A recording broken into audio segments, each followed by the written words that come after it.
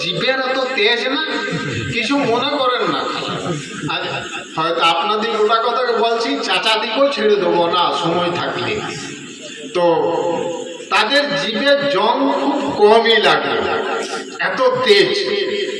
যে সমস্ত মেয়েরা ওই রকম কথা বলে, যে কথাটা শরীয়ত বিরোধী কথা, শরীয়ত মুখালিফ কথা, সেই রকম কথা বললে কিয়ামতের দিনে আল্লাহ তাবারক তাআলা তার জিভটাকে ফুটো করবে।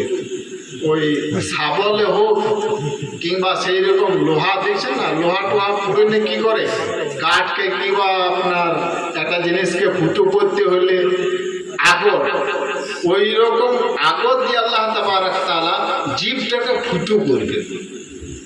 তারপরে কিয়ামতের দিনে ওই লোহার জ্বলন্ত